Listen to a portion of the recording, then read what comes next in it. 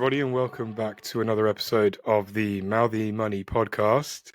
I am joined on his return by Chris Tute, Head of Consumer Finance at Communications Consultancy MRM. Chris, welcome back from your annual leave. Hi, Ed. How you doing? You right? Yeah, good. How was your time away? What did you get up to? Well, it was just a bolt on 2 weeks onto my original pat leave, so it spent a lot of time going around 3 museums in London with my 3-year-old and our newborn. Some sleepless nights, a bit of tidying things up around the house. I did have somebody crash into my wall a couple of weeks back. I didn't mention this to you, Ed, off air, did I? Oh, no. Who knocked the plinth down, and so we had to have someone rebuild that. So things like that, really, just, knocking around the house, occasionally going out. But I had a lovely time. Good to spend time with the family, and glad I'm back now, ready for the run into the budget. Yeah, budget. That's what we're talking about. Well, we're going to talk about a few bits and pieces today. The big thing, though, I think, is we're talking about budget. It's almost at the point now where we're, a couple of weeks out? It's becoming basically unavoidable. Actually, no, not a couple of weeks. No, less than that, I think. Is it next week? Yeah, next Wednesday week, let's call it. So we're in the kind of the home straight to it now. And I think this is the reason we're talking about this mainly is because this was the subject of my column on the Mouthy Money website last week. The kind of mad psychodrama of the coverage in the run-up is just reaching an absolute fever pitch. I don't know how your sense of it is, Chris, but I feel like, it's almost like a sense of overload at this point in terms of everything that's flowing around. I don't know, what do you think? It's febrile at the moment, I have to say, in terms of, depending on, the political leanings of the media that you read, there is a lot of strong opinions on whether it be inheritance tax or, means testing, winter fuel, or things like that have been part of the government's policy. And there's more kind of expectation that some tough decisions are going to have to be made. And all the vested interests, as you outlined in your piece, that are out there are very keen that it's not their vested interest that's impacted. So, I think this might be would happen anyway with a new Labour government or any new government. But also, there has been a little bit of a thing from a media watcher's standpoint where previous governments have sort of run policies or ideas up the flagpole before they actually put them in. It's almost like they use the media and the reaction from the media as some kind of focus group. So if they get too strong a reaction to it, it's not unknown for governments to water down or pare back on stuff that they've recommended. And I think this might be a long-term culmination of that, in that, if you go on the Sunday Politics or whatever it is and talk to Andrew Marr and say, oh, this is what we're doing potentially tomorrow, and then everyone goes mad, then you end up with sort of more and more of this stuff kind of leaking out. Now, I don't know if that's just the nature of media now where you can't keep anything under wraps, or whether indeed you want to, considering what's happened with Liz Truss and Kwasi Kwarteng. One, a few surprises towards the market. But I think there's a much better... I'd rather they sort of owned it and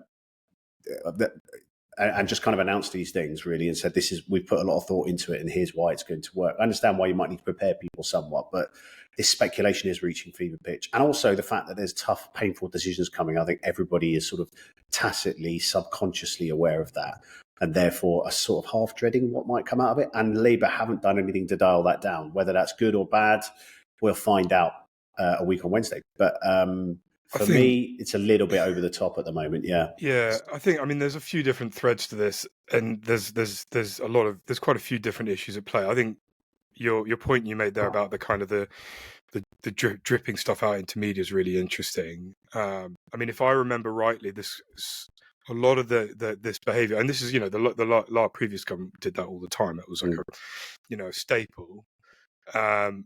And if I'm not wrong, a lot of that comes back to, do you remember the 2012 pasty tax? I do. That? Yeah. Yes. Well, the pasty tax was like a disaster in the budget. It was what was the Omni Shambles? Was it the Omni Shambles budget?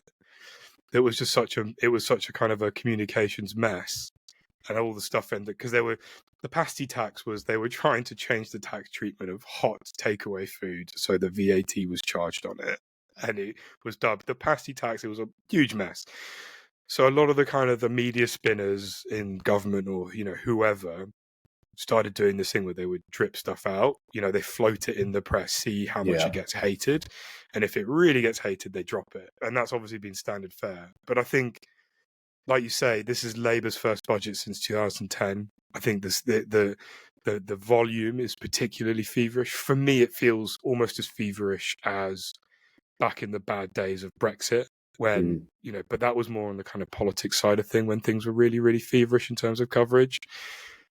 It's just it really is, and I think the problem it's creating, and this is where my personal finance perspective spin on it is, and this is anecdotal, but if we have any advisor listeners out there, or anybody else actually who's taken any actions because of what may or may not be in the budget, please do feel free to write in. Anecdotally, I've seen advisors complaining on social media forums saying, we've got clients making decisions because they're worried about CGT, or, they're doing this because of that. And it's all this kind of like, people are making choices because of speculation, not because of things that the government is actually doing or says that it's going to do, but purely based on the hearsay of what may or may not be in there. And that, for me, that's worrying, because people might make bad decisions because of that. Yeah, because ultimately we don't know what's coming out, despite, people feeling they're on fairly certain ground. I think your thing about this, it just feels wrong for any government to kind of throw a kite out there a little bit before and see how it kind of, whether it gets buffeted around. It's like fiscal policy should not be a popularity contest. It's about what's right, and it can be painful at times. As we've been prepared for quite vehemently by Labour so far, this is going to be painful, which in some ways has kind of helped, but also hindered what's coming out with it. But if people are making calls based on what they think might happen rather than what has definitely happened, then yeah, that does feel like that is a unintended consequence of this, in which case we all need to take a hard look at ourselves and maybe calm down a little bit and see what actually does come out of it. For the vast majority of us, I'm sure there are some of us who, will feel the need to react to that speculation because of vested interests, and perhaps those more sort of high net worth individuals might feel that they're more at risk to that stuff. But for the average Chris and Edmund on the street, then I think you just wait and see, don't you, and see what comes out of it, and then respond accordingly. And I'm sure there'll be rabbits out of hats, and there'll be sticks that we'll get beaten with depending on where we land, and that's kind of just how it works. But yeah, I am concerned about that. I am concerned about people taking action based on hearsay. That's never a good place to be. I think ultimately the issue that we face now is that, and this is what I wrote in the column, was that we are in the era of tough choices. Like, we are in the era of reaping what we as a nation have sowed, whether for good or for ill. The decisions we've made are now leading us to a point where we have to make difficult choices. And does that mean tax rises? Does that mean budget cuts? All that kind of stuff is not kind of almost neither here nor there. There's kind of major structural problems that the country has that I think we now need to kind of grasp the nettle on. And for me, I think really is a situation of major jeopardy, because, and in fairness to Labour, they have already done things like the winter fuel allowance, making it means tested, which I think, fair enough. If you're going to make that choice, you may or may not agree. I know the Tories are now campaigning pretty hard against, the removal of it. This is controversial, and I'm sure a pensioner listening to this podcast is probably not going to be happy with it. If you put all the names of every pensioner in the country in a hat and you pick one out, you're more likely to pick out a millionaire than you are somebody who lives in poverty. A millionaire? Wow. Mm-hmm. I knew they were holding it under their beds. I knew it. Yeah, those baby boomers, I wouldn't put anything past them. Is that to do with property being serious? Yeah, it is. Yeah, more than 1 in 5 people, pensioners, is a millionaire. More than 1 in 5. And that measures against, I think it's something like 15% who live in poverty or something like that. So obviously there's still a lot of pensioners who live in poverty, and that's not good. But the point here is that you have to draw the line. You have to start drawing the line, right? You can't just start. We don't live in. And this is the silly thing with the winter fuel allowances. It's not a huge amount of money. It's a trifling amount of money. And they're talking about an £80 billion deficit now, or black hole. it's a trifling amount of money that's going to get saved from it. But you almost feel like it's where do we draw lines in the sand and say, no, we can't continue to give this to everybody. We have to start making difficult choices. And that's where I think we are. And I think if we don't do those difficult choices, I mean, the most visceral example for me today, if we look at the politics of other countries and other places in the world who are maybe further down this kind of, route. I've talked about Argentina in the past. We did actually talk about it a little bit after he was elected, but I would look at a country like Argentina and see where our future lies if we don't make difficult choices. They have a social democratic government for years and years and years and years that didn't make the difficult choices. It continued to just kind of appeal to vested interests, didn't tackle the economic challenges, all this kind of thing. And the ultimate end game of that was the Argentinians got thoroughly fed up with the entire political class, have thrown them out and elected a man called Javier Milei, who is a chainsaw wielding libertarian, literally chainsaw wielding. I've seen it. Yeah, it's calls everybody concerning. parasitos, and he shouts parasitos fuera fuera, which means parasites, get out, get out. It's this polemical politics that gets created if we don't do these things now, right? Well, I don't know if it gets created. It's already there, isn't it, in some way? I don't want to disappear down that route. But, I hear you in terms of fiscally, there's ways that we can make sure that we stay on the moderate end of that, as opposed to, the great further breakdown and further sense of injustice that people feel wherever they are in society, because nothing quite works as it should, or because we don't have enough to fund schools, don't have enough to fund the NHS, we don't have enough to fund prisons, and everyone just feels like things are breaking down. That's not a good look for any government, for any coherent society. And that's where you end up with chainsaw wielding libertarians, which is, I hope we don't get to that stage. I'm sure we won't. But that is putting a lot of pressure on this budget. I've got an answer for you. Why don't we? I think the answer's Keynesian, isn't it, Ed? You media types have had it your own way for too long. I think we need a bit of New Deal politics here. We need new homes built. So presumably there's like a bypass that needs to be built down near you or something. I think you should step away from the microphone, get your shovel, go down and be paid. We could do with some new. I'll tell you what we could do around here is we could do with some new reservoirs, because our water bill's going up. And listeners, I live in the southwest where it rains a lot, and yet our water costs a lot too.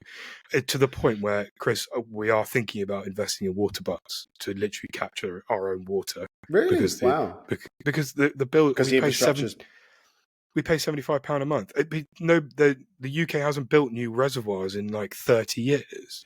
This is it. I mean, I know we've had this chat before about all sorts of things, but like I said, prisons crumbling, property. It's just like, come on, we need to do more. And I'm joking, obviously, about the New Deal thing, but you do feel like something drastic like that needs to happen. And even this budget, despite the febrile atmosphere, illustrates the challenge, because it's like, well, will this go far enough to actually fix the long systemic issues that we have here? My gut is it might go some way, but probably not in one fell swoop. And I'm not putting the pressure on it to do it in one fell swoop. But that said, you do sense, will there be more, what's the word I'm looking for, difficult, more destabilizing readjustments that are forced on us, as you pointed out, which came Argentina's way because of the fact people haven't grasped the nettle. And because when they try to grasp the nettle, everybody screams at them, don't grasp that nettle, please, from whichever end you want, whether it be, the Telegraph, the Times, the Guardian, the Mail, whoever it is. They've all got their own opinions because of their own readers. So it's tough. It is tough. Look, I think Labour are going to make some difficult choices here. Whether those are the right ones or the wrong ones, history will tell us in time. I think the one thing which I get the sense, at least they're doing something right. Like the government that we had before, the biggest issue there was they were just doing nothing. They were just sitting on. They were so scared of their own shadows that they were just sitting and doing nothing. And failure to act is even worse than if you do something, we can look at it and say, okay, why was this a good thing? Why was it a good thing? Was it a bad thing? Why? But when you just do nothing, then it's just that's the worst thing, I think. So the drift. Yeah. Mm-hmm. I think So what can they do, Ed? What is the art of the possible look like for them? Segueing beautifully into what I was about to do next. You had it sorted. I a laundry list of some hard choices which I would make if I were Chancellor, and people are I free bet you to do. people are free to disagree with me vociferously. I'm not going to stray into stuff like building more infrastructure and that kind of thing, because we're not a business and investment podcast. We're not an infrastructure podcast. All No. those are relevant things. Although I think you should get started on that reservoir. But anyway, there we go. So I've got four things. I'm going to try not to dwell on them too much, but I think some of them would be good. I mean, the first one for me, which I see as one of the absolute hardest things, and is having a really difficult conversation about what the state pension is and whether we can afford to do it in any meaningful sense in the future. I think the fundamental issue here is that we have an aging population and we're going to have too few workers paying for too many pensioners through the state system. And one of the biggest and most toxic lies that we tell ourselves in this country is that the state pension is somehow a funded system. And if you take it away from them, from someone, from me, from you, from anybody, that somehow we're having entitlement, or there is money sitting in a bank account that is being requisitioned from us. And that is simply not true. The state pension is a benefit paid out of taxation. We can have a discussion about the mistakes made when setting up the state pension system in the first place, but I just don't think we're being honest, and I think we need to be honest about that. That's It's an interesting one. The political, because obviously there's the political pressure around that, which is older people vote, right? We kind of know that as kind of a well-worn path. Also, too many pensioners in poverty, and then you think, well, surely there has to be some kind of safety net. But no reason why we couldn't redraw that safety net so that it does catch people, as opposed to, this kind of blanket approach, which fundamentally might not move the dial for a lot of people who are in a far better position. So, yeah, I think it's long overdue looking at that, particularly, as you say, the demographic challenges that are coming down the line and how that kind of works. And it's unpopular. It's really unpopular. But I can see the merits in trying to reshape it. Means testing the state pension is the thing that will one day happen, whether we want it to or not. It just the system doesn't work, and people are going to go crazy when that happens because it's missold. It's a missold pension policy. People don't understand. People just assume that they're entitled to it, and they're not. It's just not. And anyway, we can talk. I could talk about that all day, but I'm not going to. The next one we've talked about on this podcast before. That's fixing the council tax system, and there's lots and lots of chat, lots and lots of chat about the council tax system. And we've talked about it, and I won't dwell on it. But I think land value tax, just bring it in. Let's do it. Let's get it on. We had some pushback in the comments on that, Ed, so I look forward to seeing what people think about that. I saw Alistair Heath in the Telegraph being very upset about it in his column. I think it was today or yesterday. But lots of positive noises in other places saying bring it on. Even if we don't bring in land value tax, council tax valuations that are 30 years old, it's just it's a joke. It's I don't know. It's terrible. Like, we need to fix it. Somebody needs to get on with it. Put a 0.5% tax on my property, I'll happily pay it, kind of thing, because that will bring me roughly out even where I am with my council tax now. And then people in Chelsea will have to pay a lot more. So who cares? Great. Listeners in Chelsea, please do pile in on the comments. No, I don't write in. I don't want to hear from you. Sorry. Okay. Radically. Okay, so next one, radically, and this is where we're going to talk. We're going to transition neatly. Actually, let's do the inheritance tax first before I do that last one, which gives us a nice transition. I'll radically simplify inheritance tax. People hate it. Emotionally, it's such a driver for people. I kind of understand it. Like, as we garnered before, I'm sort of slightly centre left, and I think wealth should be redistributed to a point to allow a bit more fairness and equality of opportunity. However, there's something about the idea of I've worked all my life and then I want to pass it on to the kids that just seems to garner so much emotional response that I think that is a tough one I think that is in a large part fair enough for me. I do agree with some of the stuff about, I've paid tax on this stuff once already, so why should I pay it again when I die? Why do the good choices I make get punished? Kind of all that kind of stuff. It's all kind of fair enough. What I would do is I would get rid of all the gifts, all the allowances, all the mad rules, because the wealthier you are, the better opportunity you have to pay your way out of having that as a problem. That's the rub, actually, isn't it, Ed? Sorry to get across. That is the rub, is that the wrong people end up paying it. I think we've also talked about that between us before, which is a double whammy of annoyance. Yeah, exactly. So I would radically simplify it. I would bring the level down. I'd say over 100 grand, you have to pay it, but you only have to pay 5 or 10% or something like that. Just neutralize any incentive to avoid it.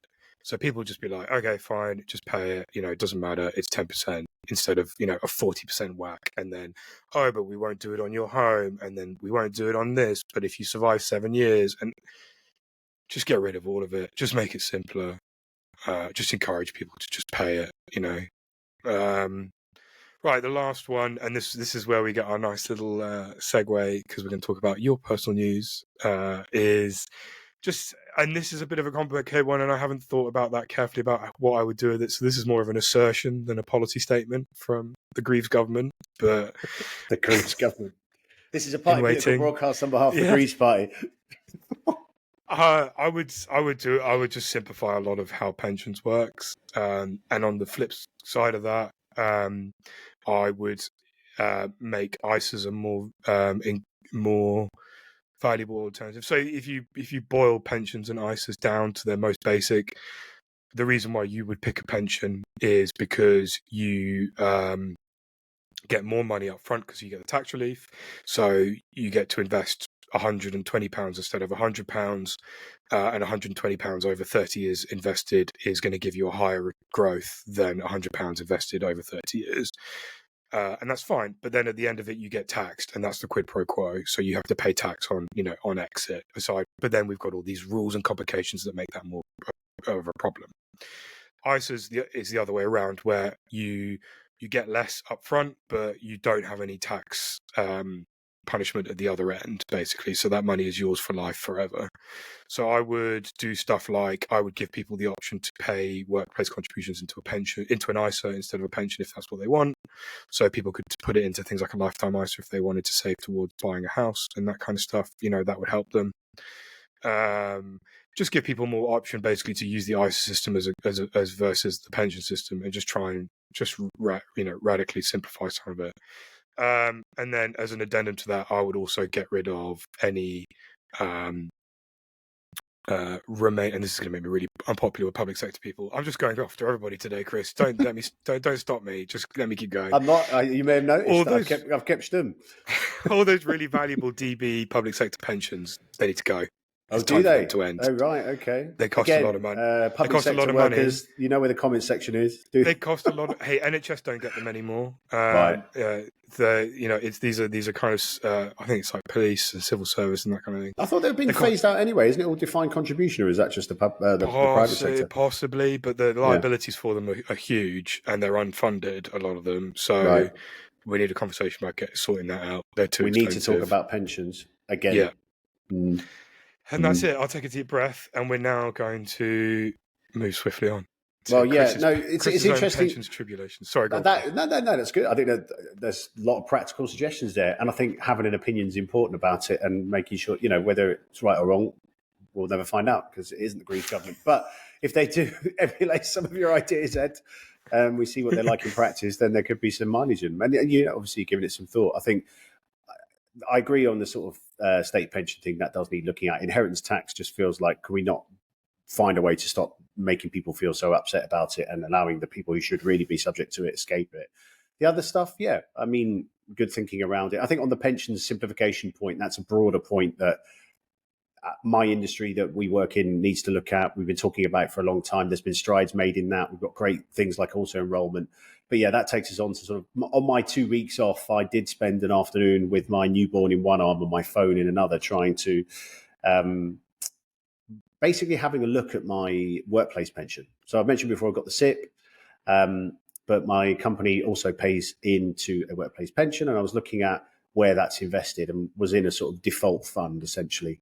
And since May 2017, was pretty underwhelmed with how that had performed when you compare it to the other. I think it was about sort of 14% it had gone up over that period, whereas my SIP has at least double that, probably more, So it's just got me thinking how many people are in these default funds that are kind of trundling along doing very little, if we're honest. So I was like, right, well, I'm going to go in and rebalance that and think about what a diverse portfolio might look like for me. And I'm not an investment advisor. I don't know what, all the usual sort of spiel, Ed, that you can do better than me in terms of caveating all of that. But I thought, well, I'm just going to try and spread out what I'm invested in around the globe. So with cheap trackers, which the provider of this workplace pension, Legal & General, offer and are quite known for doing that. So for anyone who doesn't know, a cheap tracker is just a fund that buys the top firms in a particular stock market indices in a region and keeps the charges low. If that indices performs well, so too does your investment portfolio. So yeah, I spread it out by geography, bit of US, bit of UK, bit of Europe, bit of Asia Pacific, and then a couple of other things there that I quite liked. But yeah, it was a hard process. It was difficult to do because the funds weren't named the same way that they are named in other investment spaces that and resources that I use. So it was like, is this what it says it is on the Hargreaves site, for example, or the Investor Index, Interactive Investor site, or the AJ Bell site? Why has it got a different name? Is it invested in the same stuff? What does the fund fact sheet say? What has the performance been like? And I just found the whole process not very interactive. So I'm picking on Legal & General a bit here, and apologies to them. But actually, and I understand that tech can be difficult to kind of make it work. But as somebody who's kind of more or less clued up on this process that probably should have taken me an hour took me about 2.5 hours, really.